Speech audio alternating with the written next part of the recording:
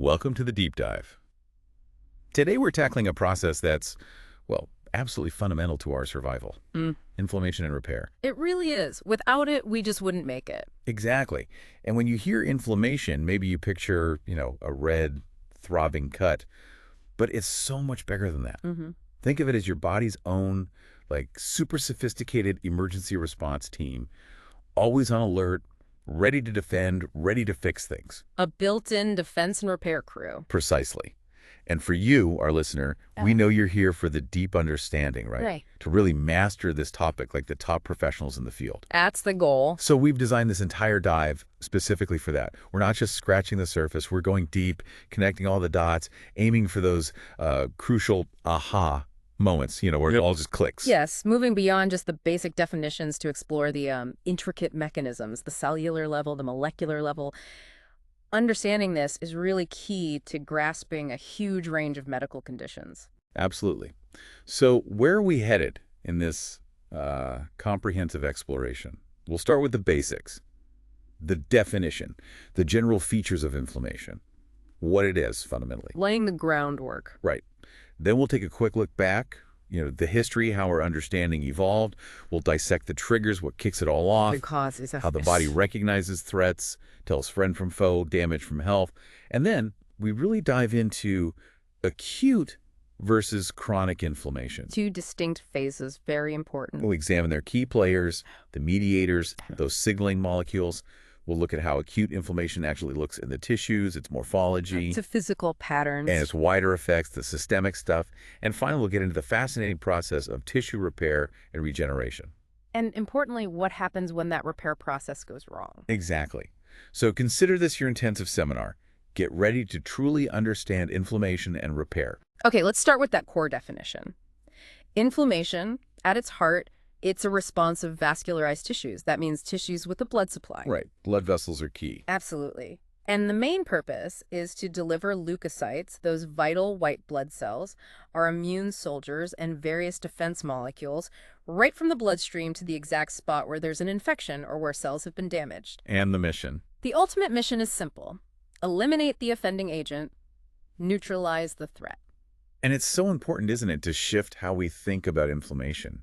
It often gets a bad rap associated with pain and illness. It really does. But fundamentally, it's protective. It's absolutely essential for survival. Think of it as the body's cleanup crew and security detail all rolled into one. Yeah, a necessary response. Exactly. It serves a dual purpose, really. First, it aims to get rid of the initial cause of the injury, maybe invading microbes like bacteria or viruses or perhaps toxins. Okay, deal with the invaders first. Right. And second, it has to deal with the consequences of that injury. That means clearing out the dead, necrotic cells, and damaged tissues, cleaning up the site so healing can actually begin. Makes sense. So who are the main characters in this defense operation? Well, the primary actors include the phagocytic leukocytes. These are cells like neutrophils and macrophages, and they have this amazing ability to engulf and destroy particles, foreign stuff, cellular debris. The eaters, basically. Pretty much.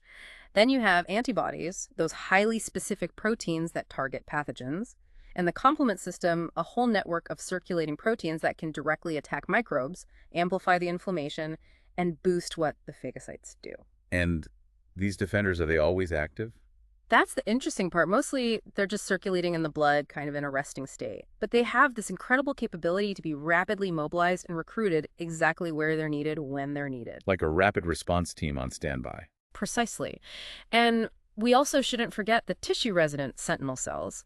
These are specialized immune cells living right there in our tissues, acting like lookouts, constantly monitoring for any sign of trouble, any invasion or damage. So how does this rapid deployment actually work? It sounds complex to coordinate. It requires a whole series of highly coordinated changes, especially in the blood vessels. Yeah. They need to dilate, widen up to increase blood flow to the area, get more troops to the scene. Okay, more blood flow. And crucially, they need to become more permeable, leakier, so those defense proteins and cells can actually get out of the bloodstream and into the tissues. All right, they need to exit the highway, so to speak. Exactly. And this whole thing relies heavily on the secretion of various signaling molecules. We call them mediators, and we'll get into those details later. They act like communication signals, orchestrating the entire response. And once these defenders arrive, what's job number one? Job number one for the phagocytic cells, those neutrophils and macrophages, is to remove the trigger. Engulf the microbes, the toxins, the damaged cells, break them down. But this intense response, it can't just go on forever, can it? That seems like it would cause problems itself. Absolutely critical point. The inflammatory response must be tightly regulated. There have to be effective mechanisms to terminate it once the threat is gone.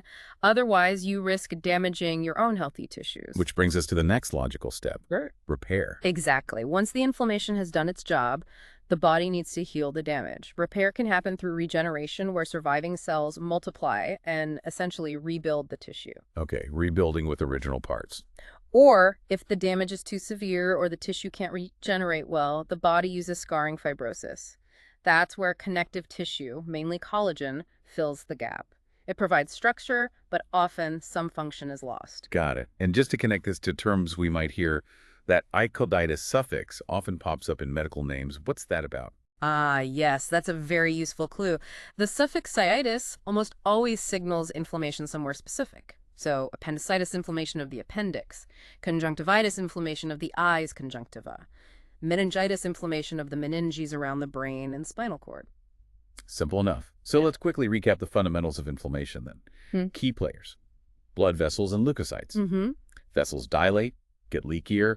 The lining changes to let leukocytes stick and migrate out. Right, the endothelium becomes activated. And those recruited leukocytes get activated to engulf and destroy the threat. That sums up the core process beautifully. But, and this is crucial for a deep understanding, we also need to acknowledge the potential downsides. Inflammation isn't always purely beneficial. Okay, let's talk about that potential dark side. Yeah.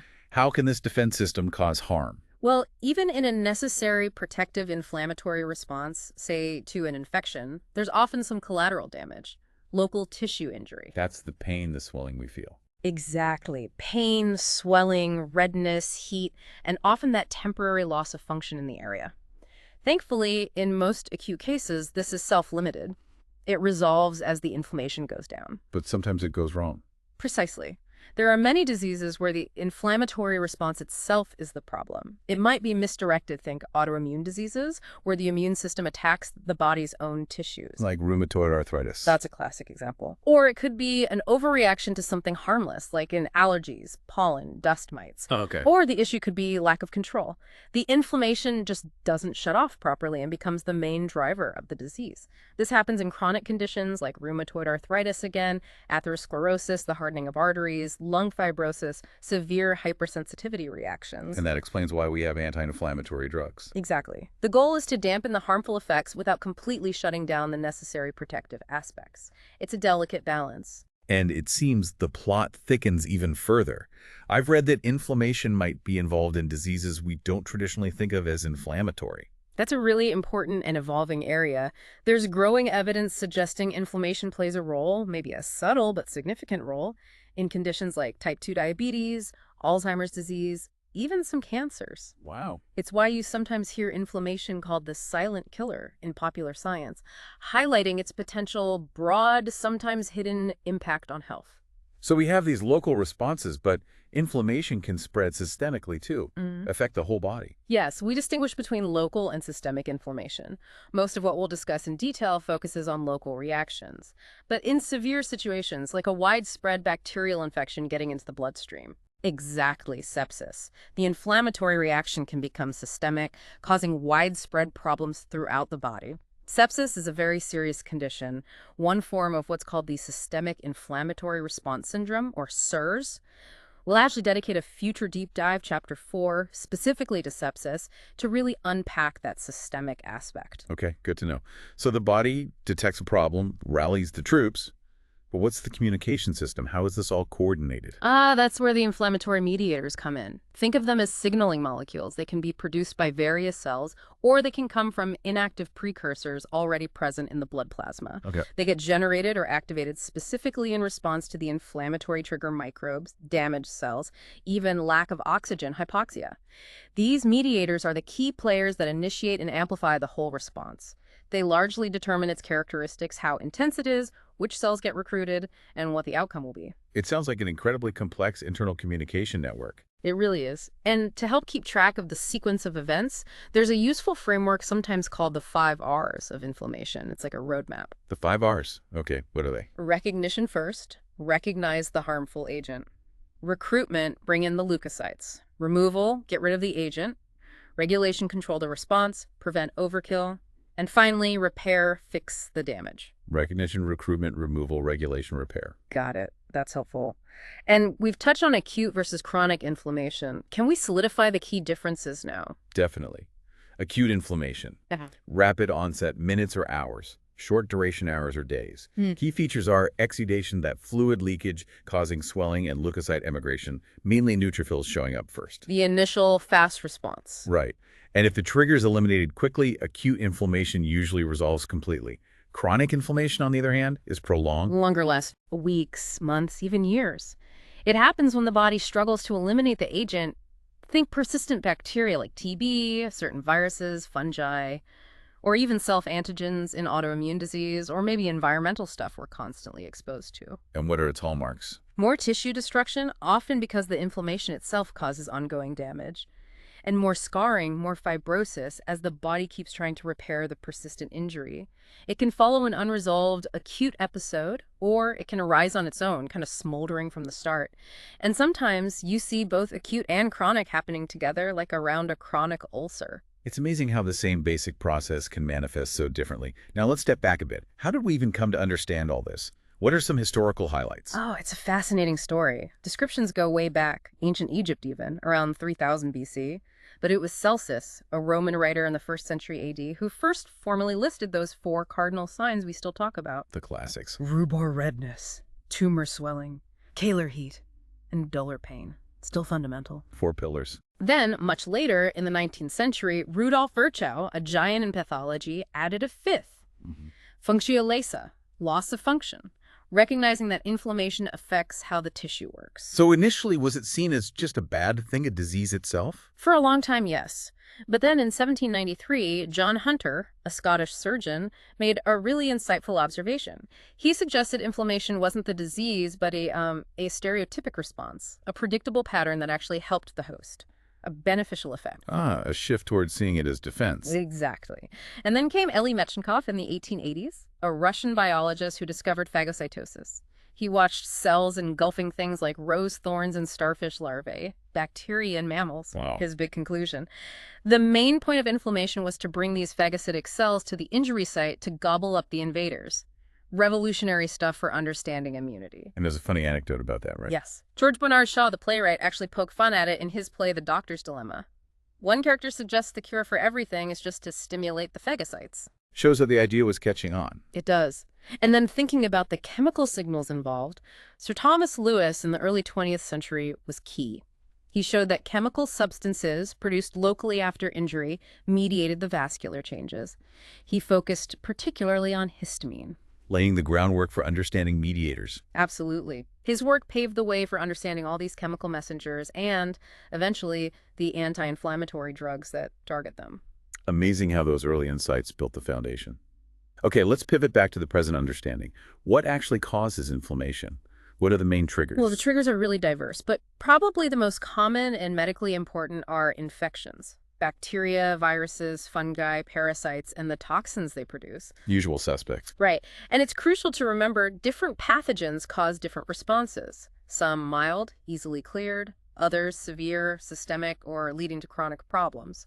The outcome depends on the bug, the host response, lots of factors. So not all infections trigger the same level of inflammation. Definitely not. Another major cause is tissue necrosis, cell death, no matter why it happens. Lack of blood flow, ischemia, like in a heart attack or stroke, physical trauma, burns, frostbite, radiation, chemical injury. So just the damage itself is a trigger. Yes, interestingly, molecules released from those dying necrotic cells act as powerful triggers, like an internal alarm signal saying, damage here. Makes sense. What else? Foreign bodies. Splinters, dirt, even surgical sutures, they can cause injury directly or carry microbes in. And it's not just external stuff. Endogenous substances, things from inside our body, can trigger it too if they deposit where they shouldn't, like urate crystals in gout, cholesterol crystals in atherosclerosis, even lipids and obesity-related metabolic syndrome. Wow, so our own internal stuff can cause it too. It can. And finally, Immune reactions, or hypersensitivity. When our immune system goes haywire, autoimmune diseases attacking self-tissues, allergies reacting to harmless things like pollen. Inflammation is a major cause of the damage in these cases. And because the trigger, the self-antigen or the allergen is hard to eliminate, these often lead to chronic, persistent inflammation. A really wide range of potential triggers. Now, how does the body actually recognize these different threats? That initial recognition seems absolutely critical. It is. Recognition is the first essential step. It's fundamental. Our cells have evolved really sophisticated ways to tell self from non-self and damaged self from healthy self. Surveillance system. Exactly. It involves cellular receptors on our immune cells and other cells, and also circulating proteins in the blood. They're designed to spot specific molecular patterns found on microbes or substances released from damaged cells. Where are these receptors located? Strategically placed, some on the cell surface, the plasma membrane, to detect extracellular threats, others inside, in endosomes where ingested microbes end up, and some even in the cytosol, the cell's internal fluid, to catch intracellular invaders or signs of internal stress. Covering all the bases. Right. One key family you'll hear a lot about is the toll-like receptors, or TLRs. We'll go deeper into those in Chapter 6. They're found on lots of cells, epithelial cells at barriers, dendritic cells, macrophages, other leukocytes. When a TLR binds its specific microbial pattern, Like a piece of bacterial cell wall. exactly, it triggers signaling inside the cell. This leads to the production of inflammatory molecules like those adhesion molecules on endothelial cells we mentioned, cytokines, other mediators. Kicks off the whole response. Fascinating. And what about recognizing damage to our own cells? There are cytosolic receptors for that too, like the NOD-like receptors, or NLRs. They recognize various molecules that are released or altered when a cell is damaged or stressed. Uric acid from dying cells is a classic example. Activating these NLRs also triggers inflammatory mediator production. So sensors for both external invaders and internal distress signals. Precisely. And don't forget, many leukocytes also have receptors for antibodies and complement proteins. So if a microbe gets coated with antibodies, or complement a process called opsonization. Like tagging it for destruction. Exactly. These receptors help the leukocytes grab onto the tagged microbe much more effectively, boosting phagocytosis and further fueling inflammation. So antibodies and complement help the phagocytes find their targets. They do. And there are circulating proteins too. The complement system itself gets activated by microbes. Mannose binding lectin recognizes microbial sugars. Collectins bind to and fight microbes. It's a multi-layered recognition system. Truly a sophisticated early warning network. Okay, so the alarm sounds. Let's get into acute inflammation. What are its defining characteristics again? Acute inflammation. Think rapid onset minutes, hours, short duration hours, maybe a few days.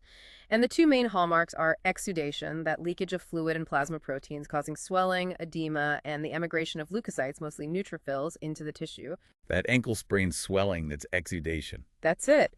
And ideally, if the cause is eliminated, acute inflammation resolves. The tissue goes back to normal. And how does this contrast again with chronic inflammation, just to be clear? Chronic is the long game. It happens with persistent agents.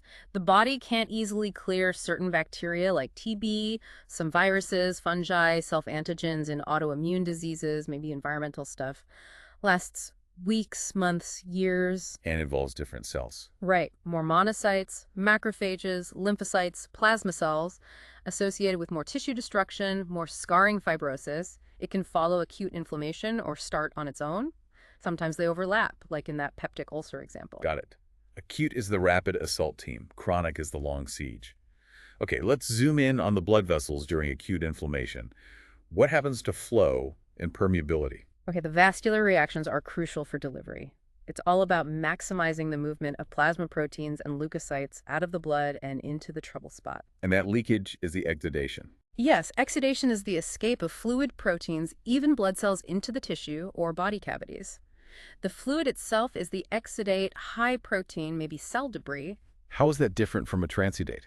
Good question. A transudate is also fluid accumulating outside vessels, but it's low protein, few cells. It's usually due to pressure imbalances like increased hydrostatic pressure in heart failure or decreased osmotic pressure if you have low protein from liver or kidney disease. Figure 3.2 really shows the difference. Okay, protein content is key. Now, the changes in flow and vessel size. It starts with vasodilation widening of arterioles, Yeah. triggered by mediators like histamine. This increases blood flow. Causing the heat and redness. Exactly, Kaler and Rupert. But then something called stasis develops. Because the vessels also get leakier, fluid escapes. This makes the remaining blood thicker, more viscous, and slows down the flow. So faster flow than slower flow. Right. And as the flow slows, leukocytes, neutrophils mainly, which usually flow centrally, start moving to the edges, accumulating along the vessel lining, the endothelium. Yeah. That's margination. And at the same time, the endothelial cells themselves get activated by local mediators, and they start expressing more adhesion molecules on their surface, getting ready to grab onto those leukocytes. So slow flow, leukocytes at the edges, and sticky endothelium, setting the stage for exit. Now, that increased permeability, how do the vessels actually become leaky? Increased vascular permeability, especially in the postcapillary venules, is a hallmark. There are a few ways this happens, nicely shown in figure 3.3.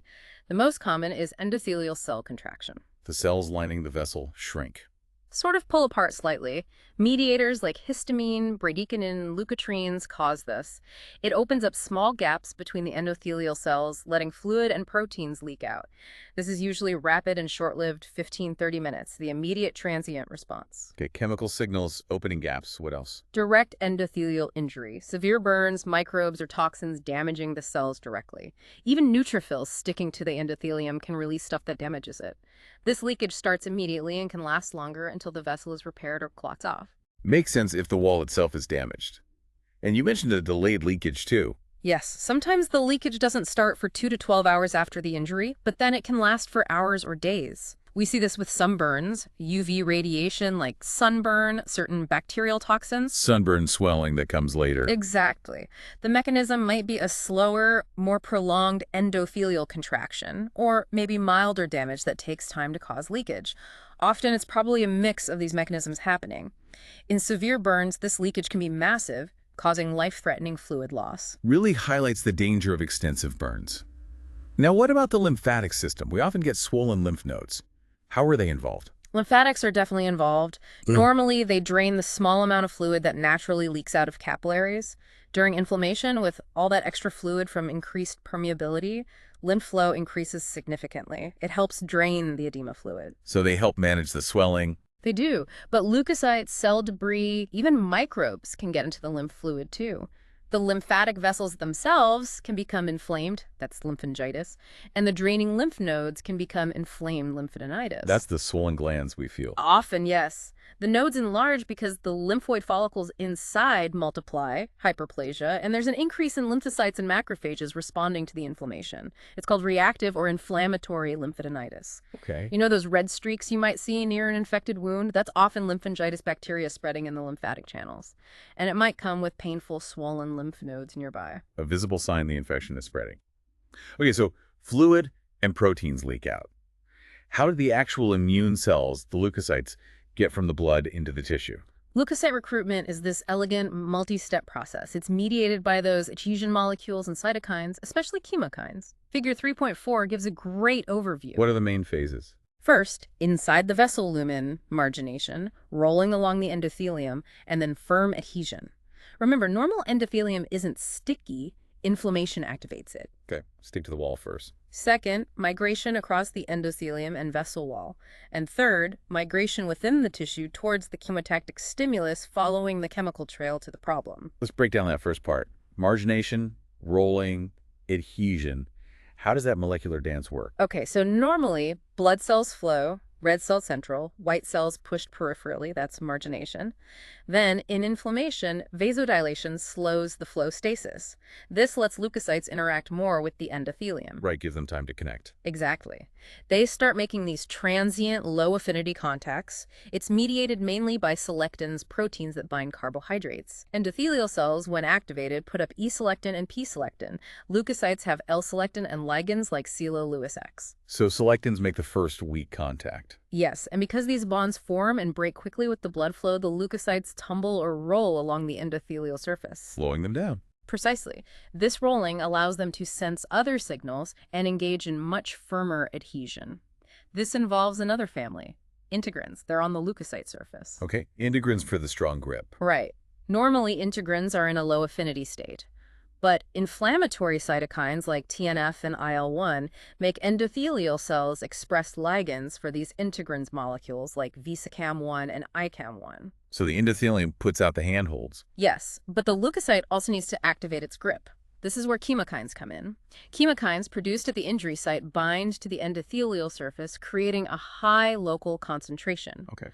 When rolling leukocytes encounter these chemokines, it triggers signals inside them that switch their integrins, like LFA1 and VLA4, to a high affinity state. So sticky handholds on the wall and a stronger grip from the leukocyte. Exactly. That combination leads to firm adhesion. The leukocyte stops rolling, spreads out on the endothelium, ready for the next step. Table 3.3 lists the key molecules involved. A really precise molecular mechanism for targeted adhesion. Now they're stuck. How do they get through the wall? Transmigration. Right, transmigration or diapedesis. They basically squeeze between the endothelial cells. They extend pseudopods, little cytoplasmic fingers, into the junctions and push through. Mostly happens in postcapillary venules. Actively pushing through gaps. Yes. Adhesion molecules at those junctions, like CD31 or PCAM1, help guide them through. After crossing the endothelium, they have to get through the basement membrane underneath. Another barrier. They likely secrete enzymes, like collagenases, to briefly digest a path through it. Then the basement membrane seals up again. Once outside, they follow the chemotactic gradient into the tissue. So they enzymatically tunnel through the last layer, and once they're in the tissue, how do they know exactly where the trouble is? Chemotaxis again? Exactly. Chemotaxis is directed movement along a chemical gradient, moving towards a higher concentration of attractants. What sorts of chemicals attract them? Can be exogenous from outside, like bacterial products, specific peptides, or lipids from bacteria, or endogenous from our own body. These include chemokines like IL-8, complement components like C5a, and arachidonic acid metabolites like leukotriene B4, LTB4. We'll cover those mediators more soon. Yeah. These attractants bind to specific receptors on the leukocyte surface, G protein-coupled receptors. This triggers internal signals that reorganize the cell's skeleton. Actin polymerizes at the front edge, forming extensions, and myosin at the back helps pull the cell forward, like a little cellular front-wheel drive, as figure 3.5 shows. Actively crawling towards the signal source. Now, what kinds of leukocytes actually make it into the tissue? Does the mix change over time? Yes, the type of leukocyte infiltrate changes with time and the type of stimulus. In most acute inflammation, neutrophils dominate the scene for the first 6 to 24 hours. The first responders. Right. Then monocytes start arriving and become more numerous over the next 24 to 48 hours, replacing the neutrophils. Why neutrophils first? Several reasons. They're more numerous in the blood. They respond faster to the initial chemokines. And they might stick more firmly to those early adhesion molecules like P-selectin and E-selectin. Makes sense. But neutrophils don't live long in tissues. They undergo apoptosis, programmed cell death, within a few days. Monocytes, however, survive longer, and once they enter the tissue, they mature into macrophages, which can even proliferate locally. So they become dominant in longer reactions. Are there exceptions? Oh, yes. Some infections, like certain viral ones, might bring in lymphocytes earlier. Allergic reactions bring in eosinophils. But the neutrophil then monocyte sequence, shown in figure 3.6, is the most common pattern for acute bacterial infections or tissue injury. Okay, a dynamic shift in the cellular players over the first couple of days. Now, they're recruited, they're at the site. They need to actually do something, phagocytosis, clearing the problem. How does that work? Right, recruitment isn't enough. The leukocytes, especially neutrophils and monocytes macrophages, need to be activated to perform their functions. Triggered into action. Exactly. Recognizing the offending agents via those TLRs and other receptors sends signals inside the cell. These signals gear them up for phagocytosis engulfing particles and for intracellular destruction of whatever they engulf. And neutrophils and macrophages are the main phagocytes. They are the two major players, yes. They have some differences in origin, lifespan, receptors, the mediators they produce, and their overall roles. Table 3.4 compares them nicely. Macrophages, for instance, live longer and are more involved in the later stages in repair. Neutrophils are more the rapid assault force. Different specialists. So what happens during activation that prepares them? Leukocyte activation, shown in figure 3.7, involves signaling pathways triggered by receptor binding. This leads to things like increased calcium inside the cell, activation of enzymes like protein kinase C and phospholipase A2. Okay, internal signaling cascade. And this results in the key functional responses: phagocytosis and intracellular killing. Plus, they release other substances that aid defense but can also cause tissue damage, as we'll see. Let's focus on phagocytosis first. How does the cell actually engulf something like a bacterium? Phagocytosis is literally cell eating. It starts when the particle microbe, dead cell, binds to specific receptors on the phagocyte surface. Receptors recognize the target. Right. Then the cell membrane extends outwards, forming pseudopods, those false feet that flow around the particle. Wrapping around it. Exactly. The pseudopods meet and fuse, pinching off a piece of the membrane to form an internal vesicle called a phagosome containing the ingested particle. So it's brought inside the cell. Yes. Then, this phagosome fuses with a lysosome, an organelle packed with digestive enzymes. This fusion creates a phagolysosome. The lysosomal contents are discharged into it, and they start breaking down the material inside. Figure 3.8 shows this really well. Like an internal stomach. A very effective one. This whole process relies heavily on the cell's actin cytoskeleton rearranging to push the membrane out. And interestingly, the signals that trigger phagocytosis overlap a lot with those that trigger chemotaxis movement. Okay, so the particle is inside the phagolysosome. How is it actually destroyed? What are the weapons? The killing and breakdown inside rely on three main things: reactive oxygen species, ROS, reactive nitrogen species, mainly from nitric oxide, NO, and those lysosomal enzymes we just mentioned. The killing machinery. Precisely. This is the final step in eliminating microbes and necrotic cells. And these mechanisms work best after the phagocyte is activated. Importantly, these dangerous weapons are normally kept contained within the lysosome and phagolysosome to protect the phagocyte itself. Makes sense. Let's start with ROS. How are they generated? ROS are produced by a very rapid assembly and activation of an enzyme complex called NADPH oxidase, or phagocyte oxidase. This happens during what's called the respiratory burst in neutrophils. Respiratory burst. Yeah, it's a rapid uptake of oxygen. The NADPH oxidase enzyme uses NADPH to reduce oxygen to superoxide anion, O2A, which is a primary ROS. The superoxide is made first. Yes. And this enzyme complex actually assembles at the phagolysosome membrane when the cell is activated, ensuring ROS are made right where they're needed. In neutrophils, superoxide is quickly converted to hydrogen peroxide, H2O2. Hydrogen peroxide, like we use as an antiseptic. Sort of, but the cell takes it further. Neutrophils have an enzyme called myeloperoxidase, MPO, in their azurophil granules. MPO uses H2O2 and a chloride ion, TLO, to make hypochlorous acid, HOCl, basically bleach. Wow, bleach inside the cell. It's incredibly potent against microbes. This H2O2 MPO halide system is considered the most powerful bactericidal mechanism in neutrophils. Though interestingly, people deficient in MPO aren't hugely more susceptible to infections, meaning there are backup systems. Redundancy. Exactly. H2O2 can also be converted to the hydroxyl radical, OH, another very destructive ROS. These ROS damage microbial lipids, proteins, nucleic acids, destroying the cell. Can these ROS leak out and damage our own tissues? They can. Activated leukocytes can release ROS extracellularly, especially if heavily stimulated. This is thought to contribute to tissue damage in some inflammatory conditions. But thankfully, our body has antioxidant defenses, enzymes like superoxide dismutase, catalase, glutathione peroxidase, and proteins like ceruloplasmin to protect healthy cells. So a balance between potent weapons and protective shields? What about nitric oxide? Nitric oxide, NO, is a soluble gas made from the amino acid arginine by nitric oxide synthase, NOS enzymes. There are three types. 2-enos, NOS, are usually present and involved in things like maintaining blood vessel tone or neurotransmission. Okay. The one important for killing microbes is inducible anos, or inos. Its production is switched on in macrophages and neutrophils by inflammatory signals like the cytokine IFNO or microbial products. And how does NO kill? In macrophages, NO reacts with superoxide, also produced during the respiratory burst, to form peroxynitrate. This is another highly reactive free radical that damages microbial lipids, proteins, and DNA. Working alongside ROS. Yes, they seem to have overlapping roles. Mice lacking either phagocyte oxidase or inos are only mildly more susceptible to infection. But mice lacking both are highly susceptible, suggests they work together or provide backup for each other. Interesting synergy.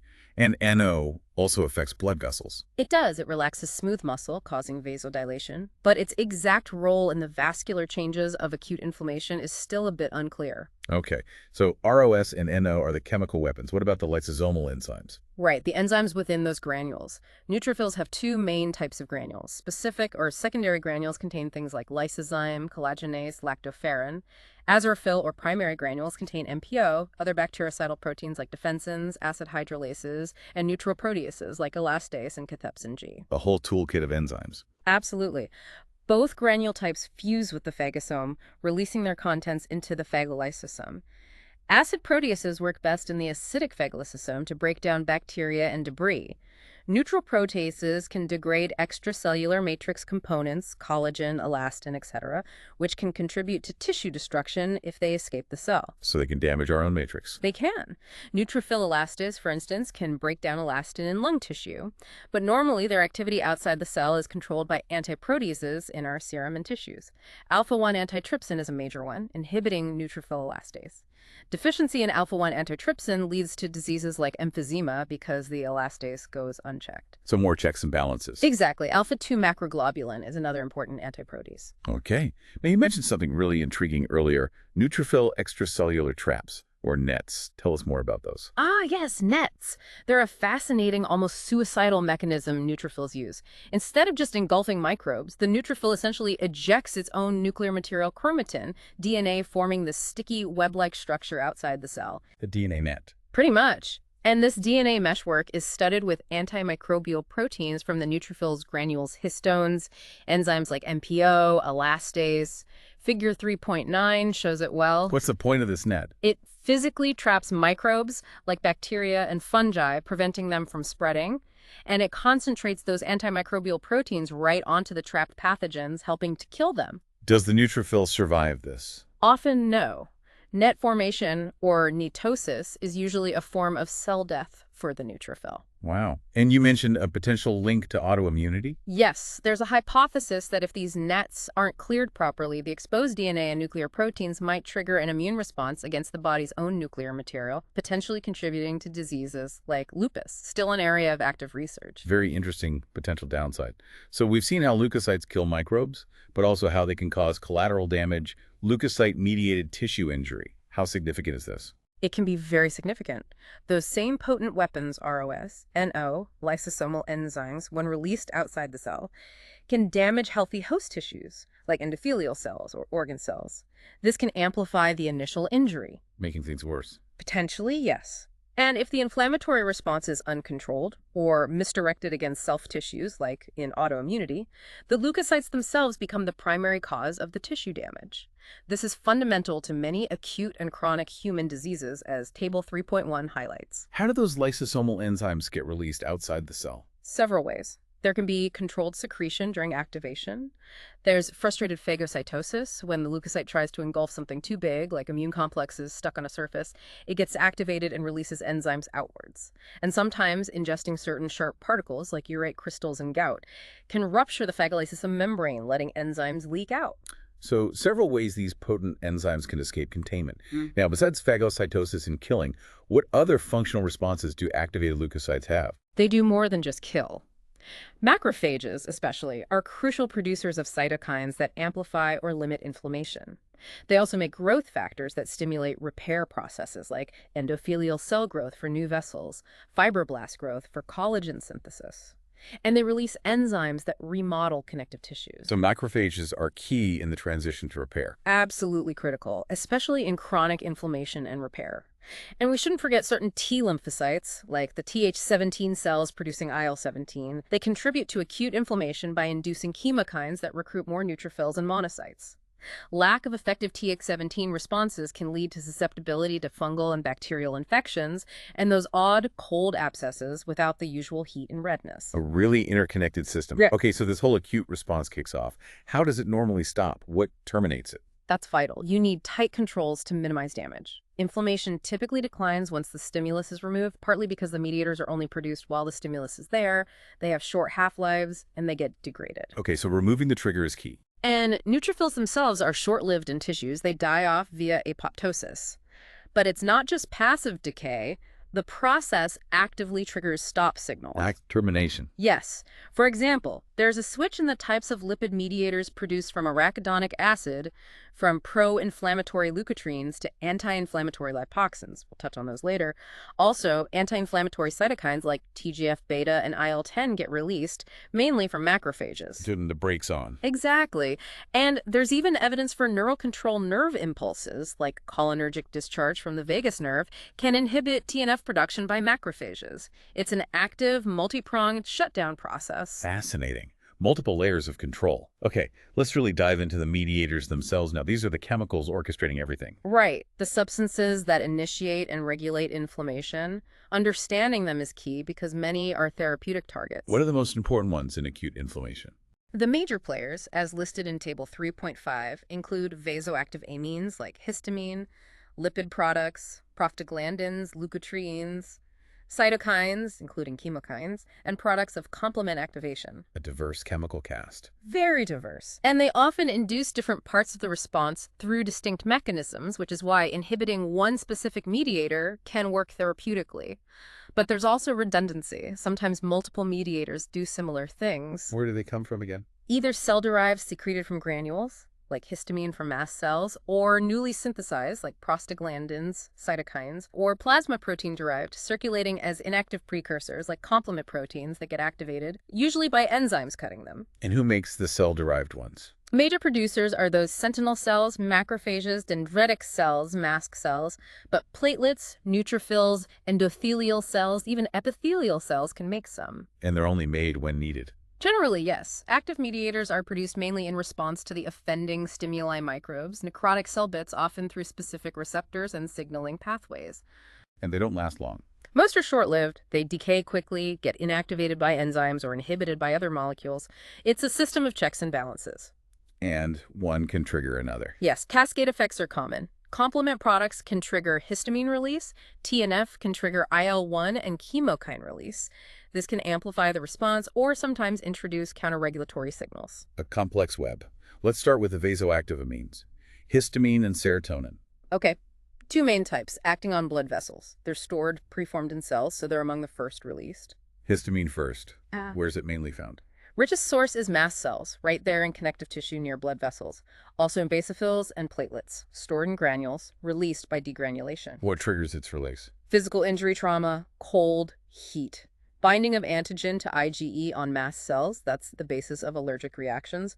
Complement products C3a and C5a, the anaphytoxins. Even some neuropeptides like substance P and cytokines like IL-1 and IL-8. What does histamine do? Main actions.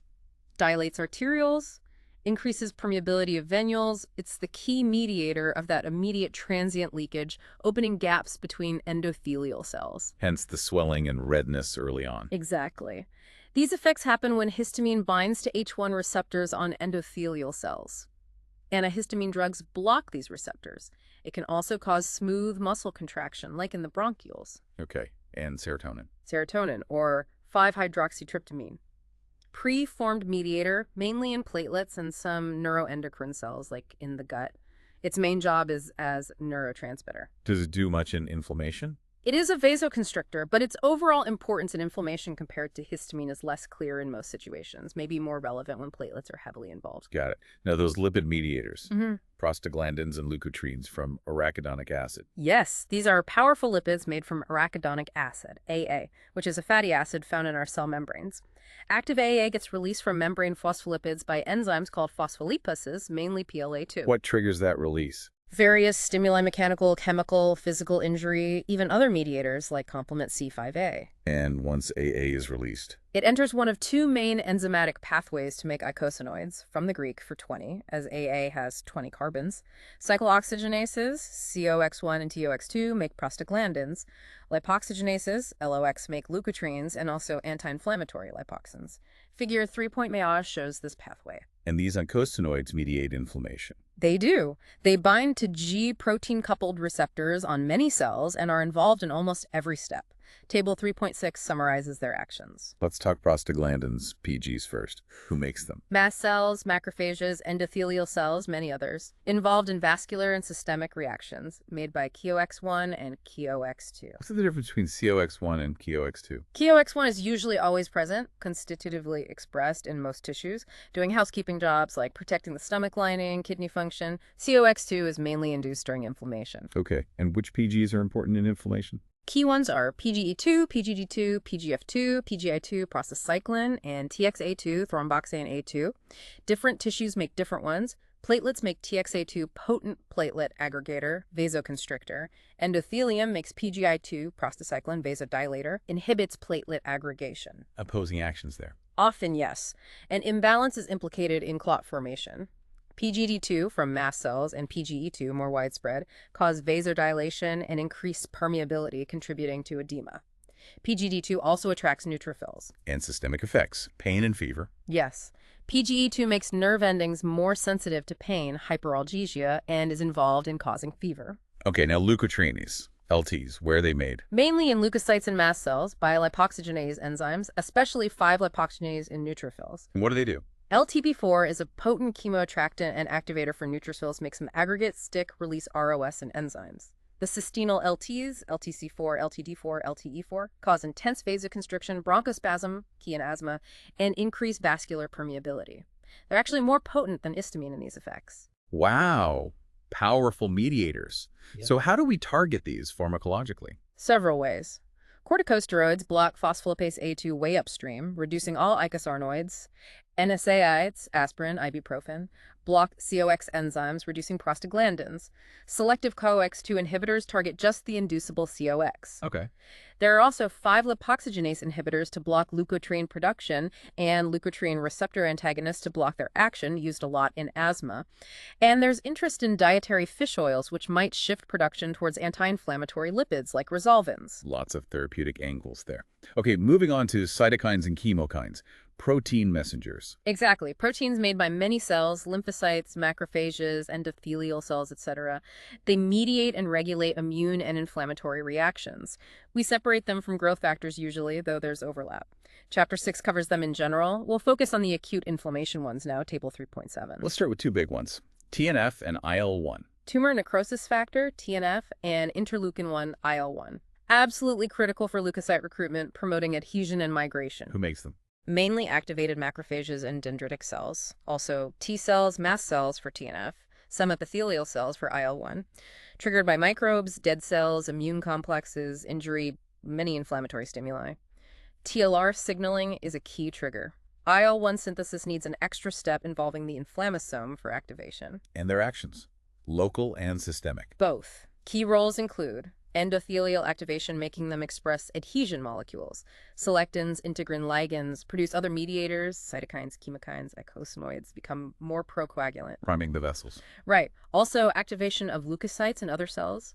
TNF boosts neutrophil responses, stimulates macrophage killing via NO. IL-1 activates fibroblasts, collagen synthesis, stimulates synovial cells, promotes Th17 responses. And systemic effects. They, along with IL-6, drive the systemic acute phase response, fever, etc., which we'll get to. TNF also affects metabolism, mobilizing fats proteins, suppressing appetite. Chronic TNF contributes to cachexia, wasting, and chronic disease cancer. And therapies target these. Yes, TNF antagonists are very effective for chronic diseases like rheumatoid arthritis, psoriasis, but they increase infection risk like TB, because TNF is needed for macrophage function. IL-1 antagonists seem less broadly effective.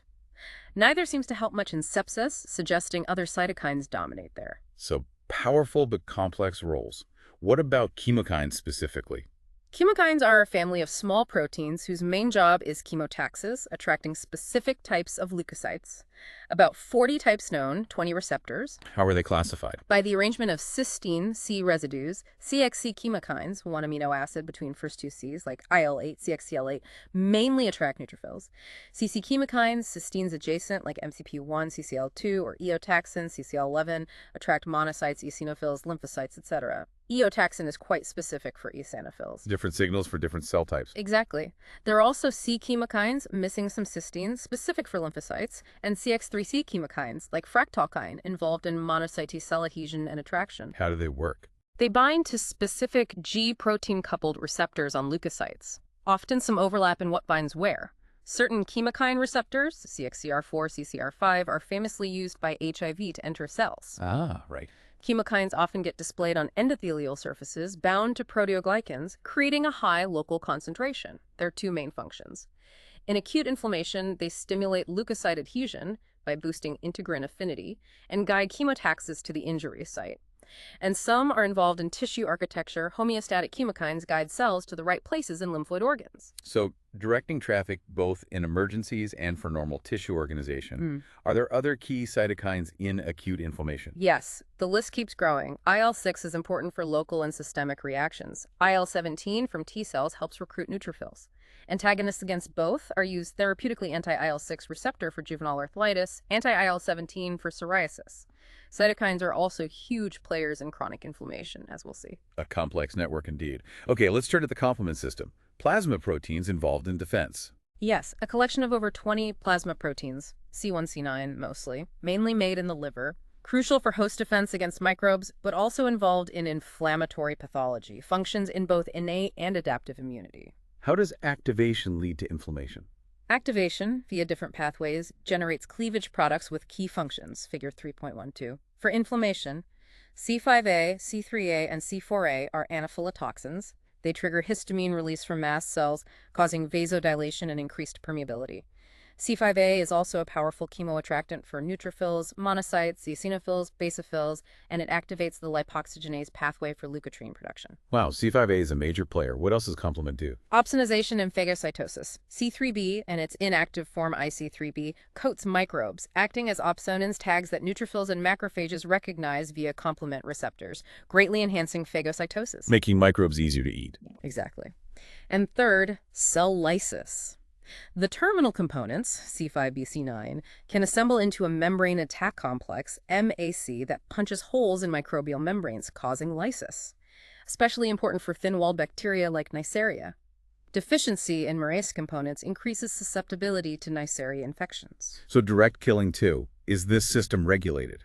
Tightly regulated by cell-associated and circulating regulatory proteins that inhibit activation or remove deposited fragments. These are on our own cells to prevent self-damage. But regulation can fail. Yes, it can be overwhelmed, example in autoimmune diseases, with lots of complement activation on host tissues. Deficiencies in regulatory proteins like factor H can lead to diseases like atypical HUS or macular degeneration due to uncontrolled complement activity. So complement is vital for defense, but can cause disease if dysregulated or misdirected. A powerful system needing careful control. Are there any other mediators worth mentioning briefly? A few more.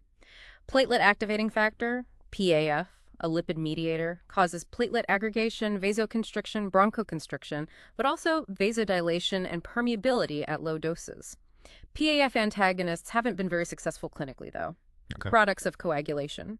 There are links between clotting and inflammation, maybe via protease-activated receptors, PARs, activated by thrombin. Some fibrin breakdown products might be inflammatory. It's often hard to separate cause and effect since injury triggers both. Kinins, vasoactive peptides like bradykinin generated from plasma precursors, kinogens, by enzymes, kallikreins. Bradykinin increases permeability, causes vasodilation, smooth muscle contraction, and pain. Short-lived action. Implicated in some allergic reactions. And neuropeptides. Yes, small peptides like substance P from sensory nerves and leukocytes can influence inflammation, e.g. substance P causes pain transmission and increases vascular permeability. Leukocytes have receptors for them, suggesting nervous system interaction. Vagus nerve stimulation inhibiting TNF is an example of this neuroimmune connection being explored therapeutically. Fascinating range of chemical signals involved. Okay, let's shift gears. How does acute inflammation actually look in the tissues? What are the morphologic patterns? Right, the physical appearance reflects the underlying process. There are several distinct patterns. Let's start with serous inflammation. Serous inflammation is characterized by exudation of cell pore fluid, thin, watery fluid, either into spaces created by injury or into body cavities like the pleura, pericardium, peritoneum. Like a blister. Exactly. A skin blister from a burn or virus is a classic example. Figure 3.13. The fluid, serous exudate, is mostly plasma derived from increased permeability or secretions from lining cells. Mesothelium doesn't have many cells or microbes usually. An accumulation in a body cavity is called an effusion. Okay, watery fluid. What about fibrinous inflammation? Here, the vascular permeability is much greater, allowing large molecules like fibrinogen to leak out. Fibrinogen gets converted to fibrin, which deposits in the extracellular space. Fibrin, the clotting protein. Yes. You see this often in inflammation of body cavity linings, meninges, pericardium, figure 3.14a, pleura. Happens when leaks are big, or there's a procoagulant stimulus, like from cancer cells. What does it look like? Microscopically, fibrin appears as an eosinophilic pink meshwork or amorphous coagulum, figure 3.14b. If this fibrinous exudate isn't cleared by fibrinolysis and macrophages, it can get organized fibroblasts and vessels grow in, leading to scarring.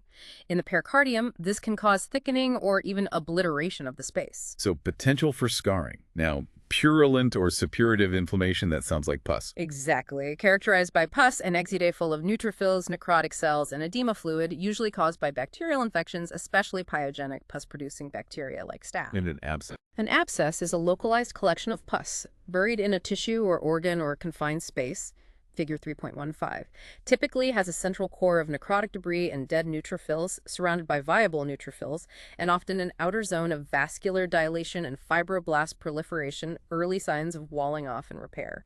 Eventually, it might get walled off by fibrous tissue. A pocket of pus. Finally, ulcers. An ulcer is a local defect or excavation on a surface skin or mucous membrane caused by sloughing off of inflamed necrotic tissue, figure 3.16. So, tissue breakdown on a surface. Right. Happens when necrosis and inflammation occur near a surface. Common in the mouth, stomach, intestines, GU tract, or skin, especially in legs with poor circulation. Diabetes, vascular disease.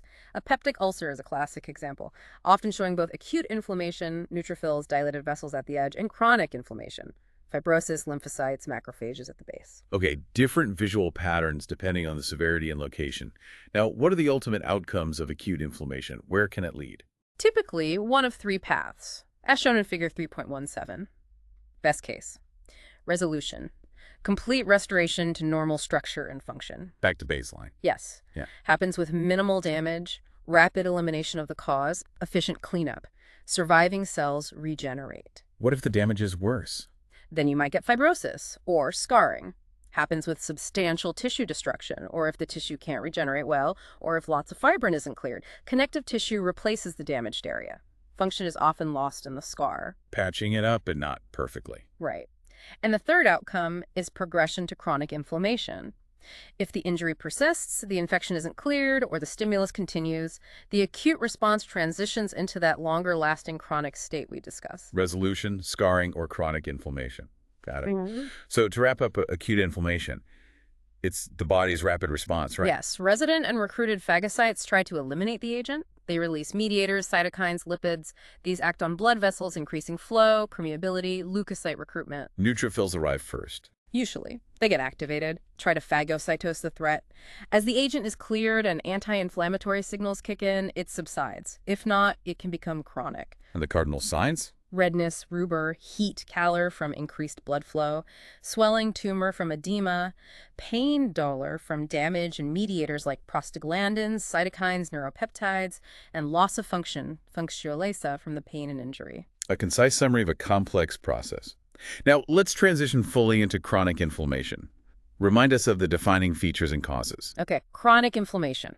A prolonged response to persistent stimuli, characterized by coexisting inflammation, mononuclear cells, tissue injury, and attempted repair by scarring, fibrosis. What keeps it going? Several things. Persistent infections, microbes hard to eradicate, like mycobacteria, TB, some viruses, fungi, parasites. These often evoke delayed type hypersensitivity. Sometimes they form granulomas, or an acute inflammation might just not resolve, like a lung abscess. Okay, persistent bugs. What else? Hypersensitivity diseases.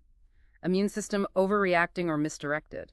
Autoimmune diseases attacking self, rheumatoid arthritis, MS. Unregulated responses to microbes, inflammatory bowel disease, allergies to harmless stuff, asthma. These reactions often serve no purpose, just cause damage, and tend to be persistent because the trigger isn't eliminated. Fibrosis can dominate later. Immune system causing chronic problems. And prolonged exposure to toxic agents, like silica dust causing silicosis in the lungs. And the key features again. Infiltration with mononuclear cells, macrophages, lymphocytes, plasma cells, contrast with neutrophils in acute figure 3.18, ongoing tissue destruction, and attempts at healing angiogenesis and fibrosis happening concurrently with the destruction, driven by cytokines from macrophages and T cells, often in a self-perpetuating feedback loop, figure 3.21. Granulomatous inflammation is that specific pattern we'll discuss more. Okay, a different cellular cast, ongoing damage, and repair attempts all happening at once. Let's look at the cells involved. Macrophages are dominant, you said. Absolutely central in most chronic inflammation. They contribute in so many ways, secreting cytokines and growth factors, destroying invaders in tissues, activating other cells, especially T lymphocytes. Where do they come from? Derived from hematopoietic stem cells via circulating monocytes, but also from embryonic progenitors, figure 3.19a. They reside in tissues normally, Kupffer cells in liver, alveolar macrophages in lung, microglia in CNS, etc. Figure 3.19b shows morphology. And their key functions in chronic inflammation. They continue phagocytosis, eliminating microbes, dead tissues. They initiate tissue repair involved in scarring and fibrosis. They secrete mediators, cytokines, TNF, IL-1, chemokines, eicosanoids propagating the inflammation. And crucially, they present antigens to T cells and respond to T cell signals. That feedback loop is vital for cell-mediated immunity. More in Chapter 6. You mentioned different activation states, M1 and M2. Yes, it's a spectrum, but we often talk about two poles, figure 3.21. Classical activation, M1, is induced by things like microbial products via TLRs and the cytokine IFNO from Th1 cells. M1 macrophages are pro-inflammatory and microbicidal. They produce ROS, NO, enzymes to kill microbes, and cytokines like IL-1, IL-12 to fuel inflammation. The angry macrophage. You could say that. Alternative activation, M2, is induced by other cytokines like IL-4, IL-13 from Th2 cells. M2 macrophages are more involved in anti-inflammatory effects, producing IL-10, TGF-β, and tissue repair fibrosis, producing growth factors, TGF-β. The healing macrophage. Broadly, yes. The idea is maybe M1 dominates first to fight, then M2 takes over for repair. But in reality, it's usually a mix, and they can switch phenotypes. Their potent arsenal means they're great defenders, but also major contributors to tissue damage in chronic inflammation if not controlled. They persist due to ongoing recruitment and local proliferation. Truly pivotal cells. What about lymphocytes, T and B cells? They amplify and propagate chronic inflammation. Activated T and B cells are prominent, especially in autoimmune or persistent infection settings. Memory cells contribute to the persistence. Which T cells are most important? CD4 plus T helper cells promote inflammation via cytokines. 3 key subsets. Th1 cells make IFN, activating M1 macrophages. Th2 cells make IL-4, IL-5, IL-13, recruiting eosinophils and driving M2 macrophage activation. Th17 cells make IL-17, recruiting neutrophils and monocytes. Different T cells driving different types of responses. Exactly. Th1, Th17 are often involved in bacterial viral defense and autoimmunity. Th2 in Helminth defense and allergy. We'll cover this deeply in Chapter 6. And crucially, lymphocytes and macrophages interact constantly. Figure 3.21. Macrophages present antigens to T cells. T cells activate macrophages via cytokines like IFN and recruit more via chemokines. This sustains the inflammation and can lead to granulomas. And B cells. Activated B cells and plasma cells, making antibodies, are often present. The antibodies might target the persistent antigen or altered self-tissues. Their exact contribution varies depending on the specific disease. So a constant dialogue between macrophages and lymphocytes keeps the fire burning. Are other cells involved? Yes. Eosinophils are abundant in IgE-mediated reactions, allergies, and parasitic infections, figure 3.22, recruited by specific chemokines like eotaxin. Their granules contain major basic protein toxic to parasites, but can also damage host tissues like airway epithelium in asthma. Another double-edged sword. Indeed. Mast cells, too, involved in acute allergic reactions, releasing histamine via IgE, but also present in chronic inflammation, secreting cytokines that may promote it. And neutrophils, while characteristic of acute, can persist in chronic inflammation if there's ongoing bacterial infection, like osteomyelitis, or continuous irritation, like smoking causing chronic lung damage, sometimes called acute on chronic. A diverse cellular soup, depending on the cause. Now let's finally tackle granulomatous inflammation properly, that specific pattern. Right. A distinct form of chronic inflammation, characterized by collections of activated macrophages, often with that epithelioid appearance, plus T lymphocytes, sometimes central necrosis. Why does it form? It's the body trying to contain something really difficult to eradicate. Often involves a strong T cell response activating macrophages, which can then cause collateral damage. The macrophages change shape, look like epithelial cells, epithelioid, and some fuse into multinucleate giant cells. What does it look like microscopically? You see aggregates of these pink granular epithelioid cells with indistinct borders, figure 3.23, usually surrounded by a collar of lymphocytes. Older ones might get a fibrous rim. And the giant cells. Often present. Fusion of activated macrophages. Langerhans giant cells have nuclei in a horseshoe shape at the edge, typical for TB but not exclusive. Foreign body giant cells have nuclei scattered randomly. Is there always necrosis? Frequently in the center. 2 types. Caseous necrosis, cheesy granular debris, characteristic of TB, figure 3.23, or non-case seeding lacking that appearance, seen in things like sarcoidosis. How do they actually form? driven by persistent T-cell responses to certain microbes, like TB inducing IFN-DA, which activates macrophages to become epithelioid and fuse. TNF is also crucial for formation and maintenance blocking. TNF can disrupt granulomas.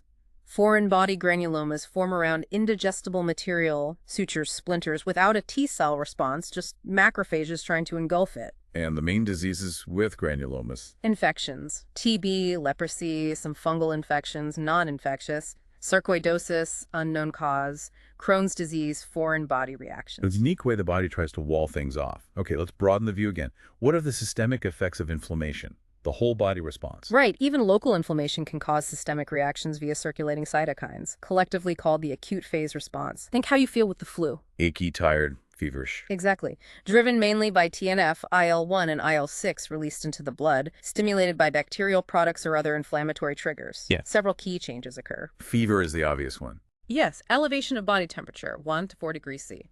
Induced by pyrogens. Exogenous, like bacterial LPS, stimulate immune cells to release endogenous pyrogens, IL-1, TNF. How do they cause fever? IL-1 and TNF act on the hypothalamus. They upregulate cyclooxygenases, making prostaglandins, especially PGE2. PGE2 acts on neurons, resetting the body's thermostat higher, reduces heat loss, vasoconstriction, increases heat production, shivering. NSAIDs block the prostaglandin synthesis, reducing fever. Probably a protective response, though details are unclear. Okay, fever is cytokine-driven via prostaglandins. What else? Acute phase proteins. Plasma proteins, mostly made by the liver, whose levels shoot up during inflammation, well-known ones. C-reactive proteins, CRP, fibrinogens, serum amyloid ASAA. What do these proteins do? Many bind microbes, act as opsonins, fixed complement, CRP, SAA. CRP also binds chromatin, maybe helps clear dead cells. Fibrinogen makes red blood cells stack, rouleau, increasing the erythrocyte sedimentation rate, ESR, a common inflammation test. Beneficial roles. Mostly, yes, in acute inflammation. But prolonged production, especially of SAA in chronic conditions, can cause secondary amyloidosis, Chapter 6. High CRP is also looked at as a potential risk marker for heart attacks, hinting at inflammation and atherosclerosis. Other liver proteins involved? Hepcidin reduces iron availability, can cause anemia of chronic inflammation, Chapter 14. Thrombopoietin increases platelet production, causing thrombocytosis. So liver is central to the systemic response. What about white blood cell counts? Leukocytosis. Very common. Increase in WBC count, often 15,000–20,000 Ls, can be much higher in leukemoid reactions. Initially due to release from bone marrow reserves, especially neutrophils, often see more immature band forms, the shift to the left. Why the increase? If prolonged, it's due to increased production stimulated by colony-stimulating factors, CSFs, made by T cells, macrophages, stromal cells. Compensates for cells used up in inflammation, more in Chapter 13. Does the type of cell tell us anything? Often, bacterial infections usually cause neutrophilia, viral infections often lymphocytosis, allergy parasites often eosinophilia, but some infections like typhoid can cause leukopenia, a decrease in WBCs. Useful diagnostic clues. Any other systemic effects? Increased pulse and blood pressure, decreased sweating to conserve heat, rigors, shivering, chills, anorexia, loss of appetite, somnolence, sleepiness, malaise, feeling unwell, probably all cytokine effects on the brain. That flu-like feeling. Ah. And septic shock again. Yes, the extreme end. Severe bacterial infections, sepsis, massive cytokine release, TNF, IL-1, disseminated intravascular coagulation, DIC, hypotensive shock, metabolic chaos, insulin resistance, hyperglycemia. That triad is septic shock, a severe systemic inflammatory response syndrome, more in Chapter 4. A truly dangerous cascade. Okay, that covers inflammation extensively. Now let's move to the final phase, tissue repair, healing. Right, restoring tissue architecture and function after injury, also called healing, critical for survival. The inflammatory response actually initiates repair. How does it happen? Two main ways often contribute. Regeneration, replacing injured tissue by proliferation of surviving cells and maturation of stem cells. Or connective tissue deposition, scarring, or fibrosis when regeneration isn't possible or the framework is destroyed. Collagen fills the gap. Outcome depends on the tissue's regenerative ability and the extent of damage. Let's focus on regeneration first. What determines if a tissue can regenerate? Its intrinsic proliferative capacity and the presence of tissue stem cells. We group tissues based on this. Labile tissues continuously dividing, cells constantly lost and replaced. Examples: hematopoietic cells in bone marrow, most surface epithelia, skin, gut lining, etc. They regenerate readily if stem cells are okay. Okay, constantly turning over. Stable tissues. Cells are normally quiescent, G0, low proliferation, but can divide in response to injury. Examples: parenchyma of liver, kidney, pancreas. Also endothelial cells, fibroblasts, smooth muscle, important in wound healing, have limited regeneration capacity except the liver, which is remarkable. Immune-induced to divide. Permanent tissues. Terminally differentiated, non-proliferative after birth. Examples: neurons, cardiac muscle. Injury here is irreversible, leads to scarring. Minimal regeneration capacity, though some limited stem cell activity might exist. Skeletal muscle is similar, but has satellite cells providing some regeneration. Repair here is mostly scarring. So labile, stable, or permanent dictates the potential for regeneration. What drives the cell proliferation itself? Signals from growth factors and the extracellular matrix, ECM. Many growth factors exist, Table 1.1, Chapter 1, often produced by nearby cells like activated macrophages, epithelial, stromal cells, some stored in the ECM. How do they work? They bind receptors, activate signaling pathways stimulating DNA replication, Chapter 1, and metabolism for growth. Cells also bind ECM via integrins, and these interactions also send proliferative signals. Okay, signals from cellular factors and the matrix. Yep. Liver regeneration is the classic example. Yes, extensively studied. Amazing capacity after partial hepatectomy, surgery, living donor transplant. Happens via two mechanisms: proliferation of remaining hepatocytes and regeneration from progenitor cells. How does hepatocyte proliferation work? Triggered by cytokines and growth factors in sequence. Figure 3.25. First, a priming phase. Cytokines like IL-6 from Kupffer cells make hepatocytes ready to respond. Second, growth factor phase. Factors like HGF, TGF stimulate primed hepatocytes to enter the cell cycle, G0, G1S. Almost all replicate after partial hepatectomy. Then non-parenchymal cells replicate. Third, termination phase. Hepatocytes return to quiescence, likely involving TGF signals. A controlled burst of growth. When do progenitor cells step in? When hepatocyte proliferation is impaired, like in chronic liver injury, these progenitor cells, oval cells in rodents, reside in niches, canals of Herring. The signals driving their proliferation differentiation are under investigation. But importantly, regeneration only restores normal structure if the underlying tissue framework is intact. If it's destroyed, like in an abscess, you get scarring even if cells can proliferate. The scaffold matters. Okay, what about repair by connective tissue deposition?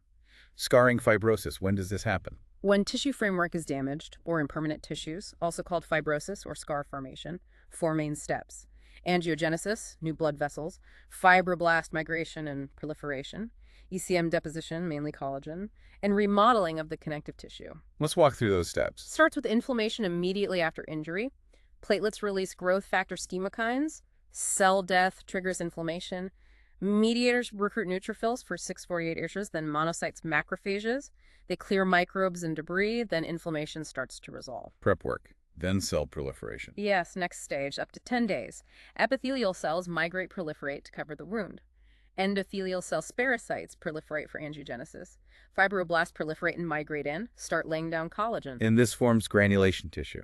Exactly. That mix of migrating, proliferating fibroblasts, loose connective tissue, new leaky capillaries, angiogenesis, and scattered leukocytes, mainly macrophages, that's granulation tissue, figure 3.26, looks pink, soft, granular, hallmark of healing. Fibroblasts are actively making ECM. Angiogenesis brings nutrients, oxygen. The temporary fill, then remodeling. Right.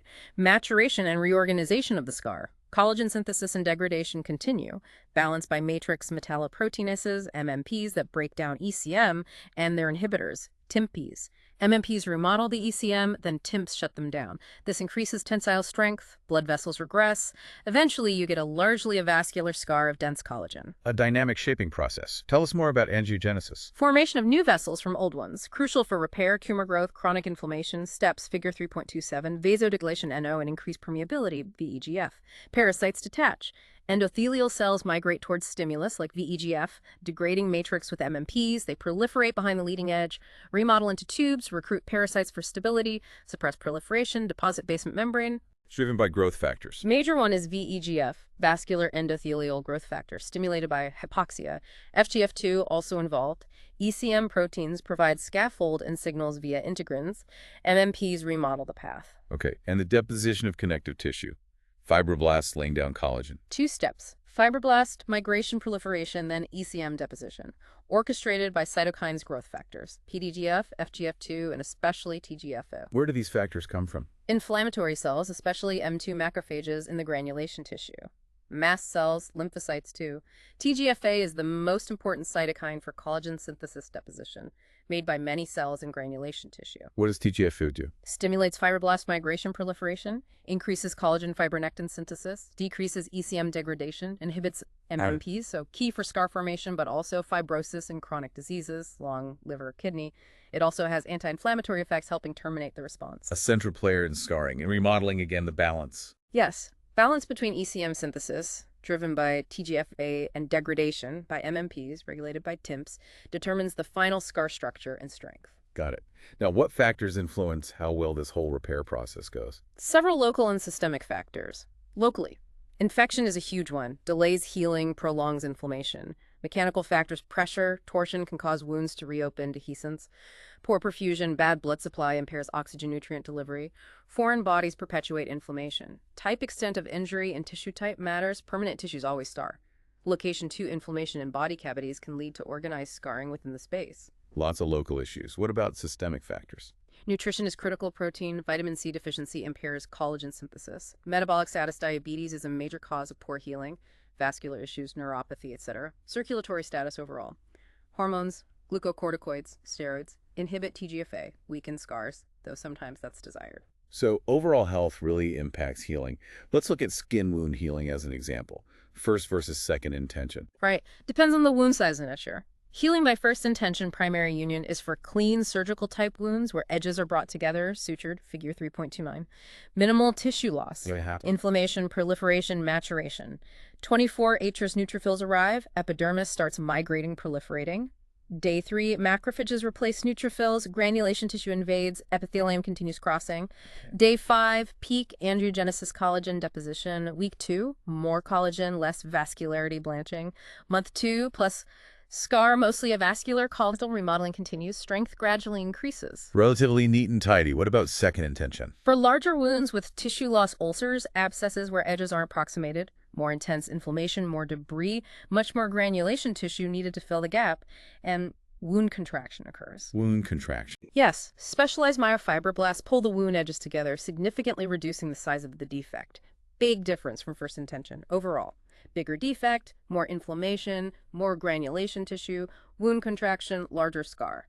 Takes longer.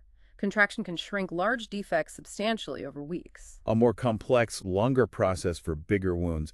How strong does the healed wound get? Sutured wounds have maybe 70% strength initially, mostly from sutures. Strength increases over months due to collagen synthesis, cross-linking, remodeling. Reaches maybe 70–80% of normal skin strength by 3 months, usually doesn't get much stronger than that. Never quite back to 100%. And fibrosis in organs, like liver cirrhosis. Yes, fibrosis is excessive collagen ECM deposition in organs. Same basic mechanisms as skin scarring, TGF fibroblasts. But in organs, it disrupts architecture and causes dysfunction failure. Major problem in diseases like cirrhosis, pulmonary fibrosis, kidney disease, etc.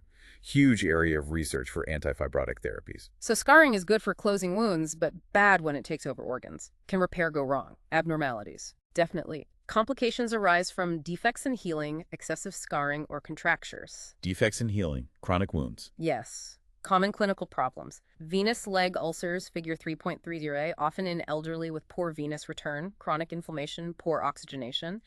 Arterial ulcers, figure 3.30b, from atherosclerosis, ischemia causes necrosis. Diabetic ulcers, figure 3.30c, EF, multifactorial vascular nerve damage, infection risk, often on feet.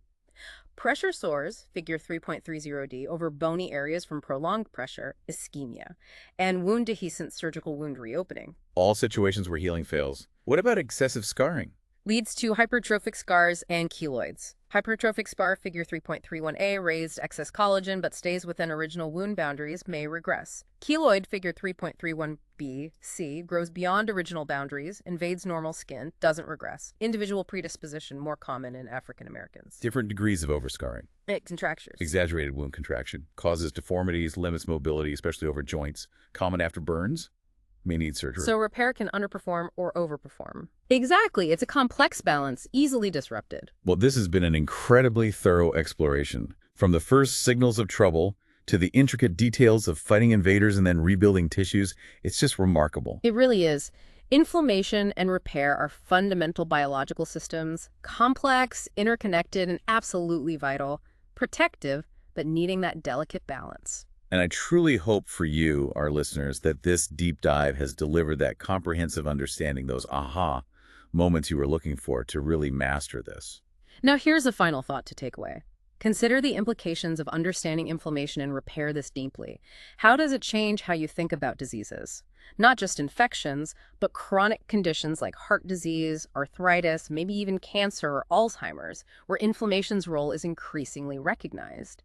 What new questions does this spark for you about the body's amazing capacity to defend and heal, and where might future discoveries in this field lead us?